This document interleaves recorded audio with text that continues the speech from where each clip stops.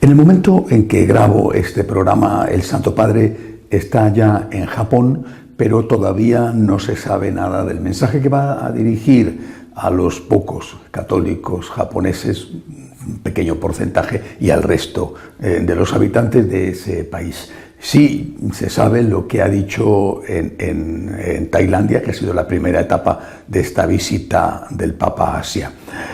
Ha instado a las autoridades religiosas de Tailandia, que es un país abrumadoramente budista, a mantener un diálogo interreligioso que evite que las religiones sean manipuladas por los políticos como excusa para la guerra.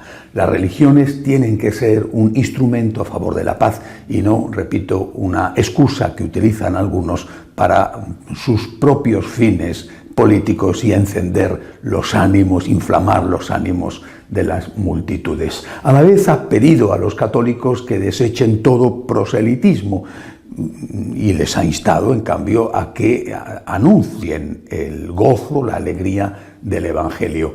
Yo creo que esa es la diferencia entre proselitismo y evangelización. El proselitismo usaría la violencia o cualquier otro tipo de táctica para forzar las conversiones.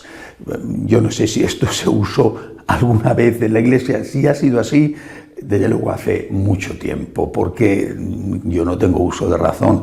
Desde que tengo uso de razón yo no tengo conciencia de que la Iglesia esté forzando a la conversión a alguien. Simplemente no puede, no hay ningún gobierno que de parte de la Iglesia obligue a bautizarse a la gente. Y desde luego puedo asegurar que ningún misionero en el mundo condiciona la ayuda social a la conversión. No hay ni un solo misionero que diga: para recibir comida tienes que hacerte católico, o para recibir medicinas tienes que hacerte católico. Por tanto, eso es, si lo ha sido alguna vez, es una práctica en desuso. Y efectivamente en Tailandia y en Japón eso es impensable, con gobiernos que no tienen nada que ver con el cristianismo y con una población católica exigua, muy minoritaria. Pero mientras que el Papa está en Asia, en otra parte del mundo, en Latinoamérica, ocurren cosas terribles. Las manifestaciones de tipo social, reivindicativas, forman parte esencial de la democracia. Por tanto, no es que la Iglesia, y desde luego yo personalmente, se pueda oponer a esas manifestaciones. Yo me he manifestado en Madrid varias veces, por ejemplo, a favor de la vida, en contra del aborto. Es decir, creo que es un elemento, una parte esencial de la democracia, que la gente se pueda manifestar pacíficamente y dentro de la ley. El problema no es ese, el problema no son las manifestaciones. El problema es lo que ocurre a veces en esas manifestaciones con manipulaciones por determinados sectores.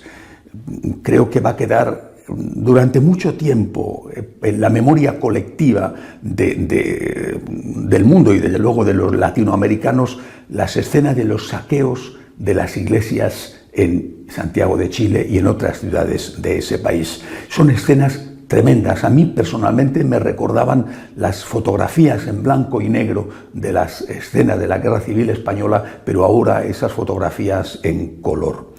Pero no solamente ha sido Chile la que ha padecido las consecuencias del ataque brutal a las iglesias. Por ejemplo, Nicaragua, con la Catedral de Managua asaltada y profanada y con la brutal paliza que sufrieron un sacerdote y una religiosa que intentaron impedirlo.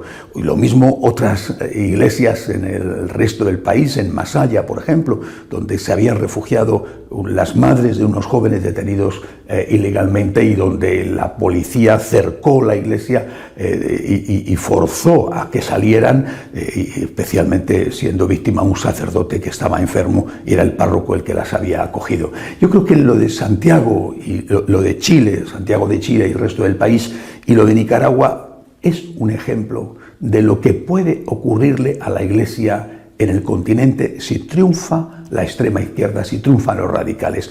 La Organización de Estados Americanos, la OEA, ha reconocido públicamente que detrás de los intentos de desestabilización, tanto en Chile como en Ecuador, estaban los gobiernos de Venezuela y de Cuba.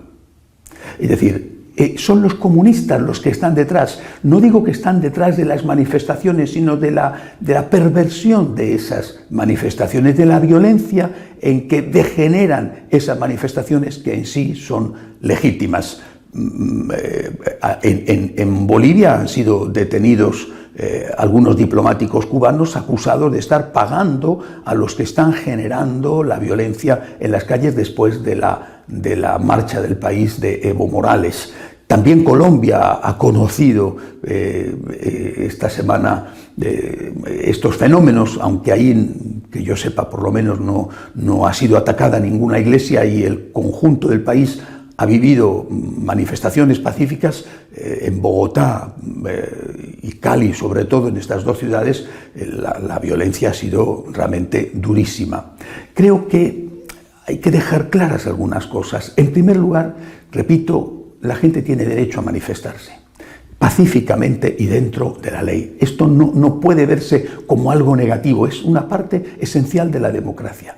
Pero también hay que dejar claro que esas manifestaciones están siendo manipuladas por la extrema izquierda, por los comunistas, por las fuerzas que actúan desde Venezuela, desde Cuba, mucho menos porque tiene menos poder, desde Nicaragua, para pervertir el sentido legítimo de esas manifestaciones. Para nosotros el camino no es el del capitalismo salvaje que tanto daño ha hecho y está haciendo en Latinoamérica y que, según mi opinión, tiene una raíz claramente masónica. Ahora bien, ese no es el camino, pero tampoco es el camino el comunismo. Ahí está como prueba lo que está pasando en Venezuela o lo que está pasando en Cuba. Es decir, si la Iglesia se echa en manos del comunismo, la propia Iglesia saldrá perdiendo. No digo que lo esté haciendo, digo que hay que tener mucho cuidado para que eso no ocurra. Estoy convencido de que la inmensa mayoría del episcopado latinoamericano no es comunista y no tiene ninguna veleidad en ese sentido. Pero es verdad también que dentro de la Iglesia Católica hay elementos, y elementos seguramente consistentes, que practican o quieren que se ponga en la práctica una teología de la liberación que tiene un sector de la teología de la liberación que tiene una fuerte impronta comunista. Esto sería peligrosísimo para la Iglesia y para el conjunto del continente. Lo que la Iglesia tiene que hacer es invitar a los gobiernos a que pongan en marcha la doctrina social de la Iglesia, que se aleja tanto del capitalismo salvaje como del comunismo. La doctrina social de la Iglesia es el camino, es una doctrina que pide la justa distribución de las riquezas, pero que de ningún modo justifica el uso de la violencia.